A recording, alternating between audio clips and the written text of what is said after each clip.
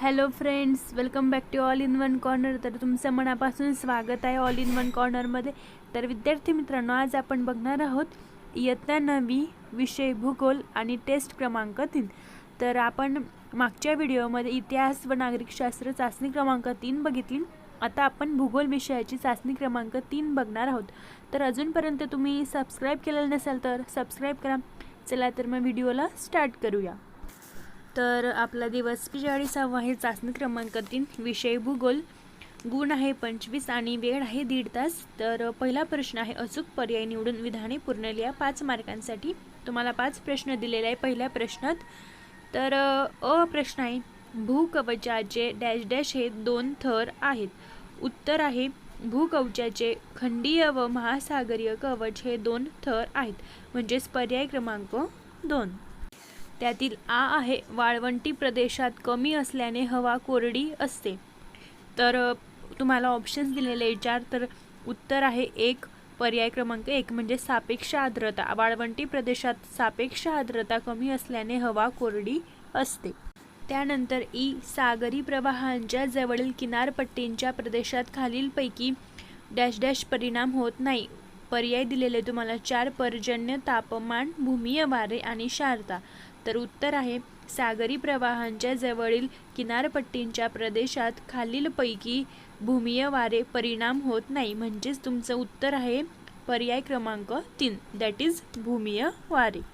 त्यानंतर ई आहे, औद्योगिक विकासावर खालीलपैकी डॅश डॅश घटक प्रत्यक्ष परिणाम करत नाही.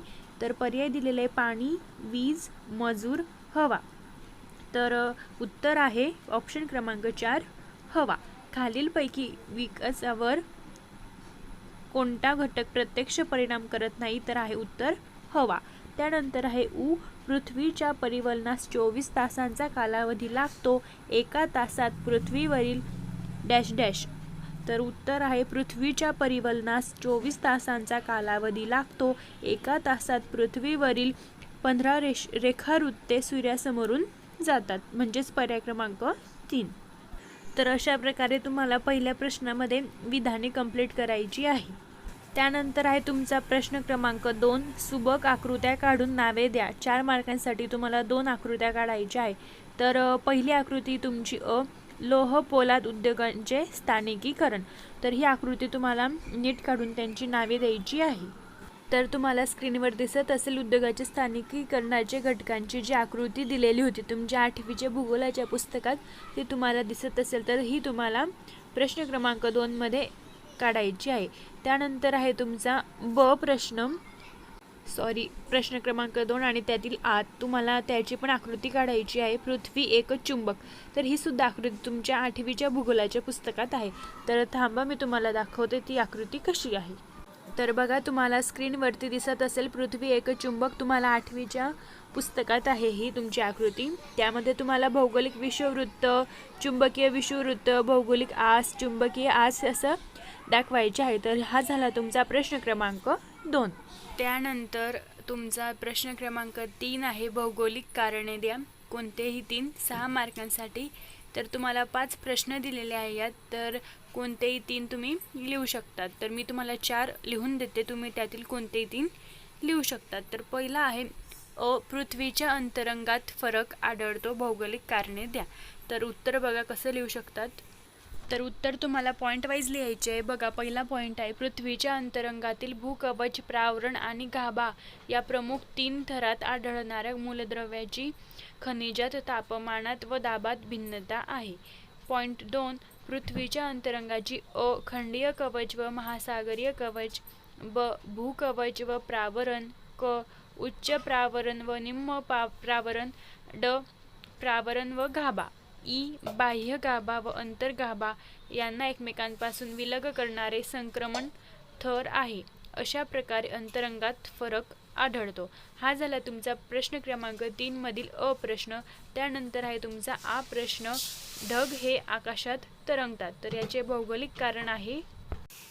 पॉईंट 1, वातावरणातील जास्त उंचीवरील सूक्ष्म जलकण व हिमकण हवेतील धूलिकणाभोवती एकत्र येऊन त्यापासून ढग तयार होतात. 2. ढगातील जलकण व हिमकण अत्यंत सूक्ष्म असल्याने ते जवळजवळ वजनविरहित असतात, त्यामुळे ढग आकाशात तरंगतात. तर हा झाला तुमचा आ प्रश्न. त्यानंतर आहे तुमचा ई प्रश्न. सागर तळ रचनेचा अभ्यास मानवास उपयुक्त आहे. उत्तर आहे 1. सागर तळात मोठ्या प्रमाणात खनिजे, मूलद्रव्ये, अतिसूक्ष्म मातीचे कण आढळतात. 2. सागर तळाशी मोठ्या प्रमाणावर या प्राण्यांच्या व वनस्पतींच्या अवशेषांचे अवशेषही आढळतात. 3. खनिज संपत्ती, प्राणी संपत्ती, वनस्पती तसेच ज्वालामुखीचा उद्रेक इत्यादीचा अभ्यासासाठी सागर तळाचा अभ्यास मानवास उपयुक्त आहे. त्यानंतर आहे ई. नागरी भागात सार्वजनिक सुविधा क्षेत्र अत्यावश्यक आहे. उत्तर आहे 1. लोकसंख्येच्या विविध गरजा पूर्ण करण्यासाठी शासनामार्फत विविध सुविधा पुरविल्या जातात. 2. या सेवा पुरविण्यासाठी वापरण्यात आलेली शहरातील जमीन क्षेत्र म्हणजे सार्वजनिक सेवांचे क्षेत्र होय. 3. टपाल कार्यालय, पोलीस स्टेशन, पोलीस ग्राउंड, शासकीय शाळा, शासकीय महाविद्यालये, विद्यापीठे, रुग्णालये इत्यादी सुविधा पुरविण्यासाठी वापरल्या जाणाऱ्या जमिनीचा सार्वजनिक सेवांच्या क्षेत्रात समावेश होतो. अशा प्रकारे नागरी भागात सार्वजनिक सुविधा क्षेत्र अत्यावश्यक असते. तर ही झाली तुमची भौगोलिक कारणे. तुम्हाला 5 प्रश्न दिलेले होते, त्यापैकी 3 लिहायचे होते, तर मी 4 सोडवून दिले. तुम्ही कोणतेही 3 लिहू शकतात. तर प्रश्न क्रमांक 4 आहे नकाशाचे निरीक्षण करून खालील प्रश्न उत्तरे लिहा. 5 मार्कांसाठी तुम्हाला एक नकाशा दिलेला आहे आणि त्यांचं निरीक्षण करून तुम्हाला जी प्रश्न विचारली आहे त्याचे उत्तर लिहायचे आहे. पहिला प्रश्न आहे विषुववृत्ताकडून ध्रुवांकडे वाहणारे प्रवाह कोणत्या प्रकारचे आहेत. तर उत्तर आहे विषुववृत्ताकडून ध्रुवांकडे वाहणारे प्रवाह उष्ण प्रकारचे आहेत. त्यातील आ आहे ध्रुवीय प्रदेशांकडून विषुववृत्ताकडे वाहणारे प्रवाह कोणत्या प्रकारचे आहेत. तर उत्तर आहे ध्रुवीय देशाकडून विषुववृत्ताकडे वाहणारे प्रवाह शीत प्रकारचे आहेत. ई. सागरी प्रवाह वर्तुळाकार फिरताना त्यांच्या दिशेत उत्तर व दक्षिण गोलार्धात कोणता फरक दिसतो. तर सागरी प्रवाह वर्तुळाकार फिरताना उत्तर दिशेत घड्याळाच्या काट्याच्या दिशेने फिरतात आणि दक्षिण गोलार्धात घड्याळाच्या काट्याच्या विरुद्ध दिशेने फिरतात. त्यातील ई आहे ज्या भागात दोन्ही प्रकारचे प्रवाह एकत्र येतात त्या ठिकाणी नेमके काय घडत असेल. तर उत्तर आहे ज्या भागात दोन्ही प्रकारचे प्रवाह एकत्र येतात त्या ठिकाणी मोठ्या प्रमाणावर धुके निर्माण होत असेल. तुम्ही वलयसुद्धा लिहू शकतात. दोन वेगळ्या प्रकारचे प्रवाह एकत्र येतात अशा भागाच्या किनाऱ्यालगत असणारी मानवी वस्ती व त्यांचे व्यवसाय यांच्याशी कोणता सहसंबंध असतो.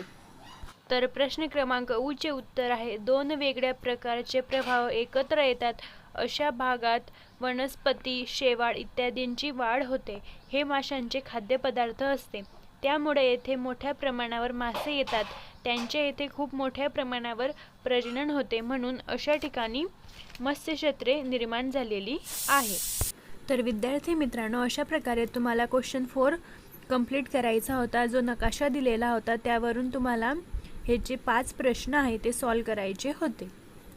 त्यानंतर आहे तुमचा 5वा प्रश्न. त्यामध्ये तुम्हाला 2 क्वेश्चन्स दिले आहे, त्यापैकी कोणताही एक लिहायचा आहे. तर तुमचा पहिला प्रश्न होता सागर जल गतिशील कशामुळे होते आणि दुसरा प्रश्न आहे ग्रामीण भूमी उपयोजनात शेती का महत्त्वाची असते. तर कोणताही एक लिहायचा आहे, त्यामुळे मी दुसरा लिहिलेला आहे ग्रामीण भूमी उपयोजनात शेती का महत्त्वाची असते. तर उत्तर आहे भारतातील ग्रामीण भागातील बहुतांश लोकांचा शेती हा मुख्य व्यवसाय आहे. शेती देशातील लोकांच्या अन्नधान्याच्या गरजा पूर्ण करते, तसेच उद्योगधंद्यांना कच्चा माल सुद्धा पुरवते. 3. भारतातील ग्रामीण भागात जास्तीत जास्त जमिनीचा उपयोग शेतीसाठी केला जातो. 4. अशा विविध कारणांमुळे भूमी उपयोजनात शेती आवश्यक आहे. तर यात तुम्ही तुमचे अजून पॉईंटसुद्धा ॲड करू शकतात, कारण 5 मार्कांना आहे, तर तुम्ही यात ॲड करू शकतात. तर अशा प्रकारे तुमचा जो भूगोलाचा आहे चाचणी क्रमांक 3चा पेपर आहे तो कंप्लीट झालेला आहे. तर आय होप तुम्हाला व्हिडिओ आवडला असेल. तर लाईक करा, शेअर करा, कमेंट करा आणि इतर वर्गमित्रमैत्रिणींनासुद्धा शेअर करा आणि बेल आयकन प्रेस करा, जेणेकरून पुढील व्हिडिओज तुम्हाला नोटिफाय होतील. थँक्यू.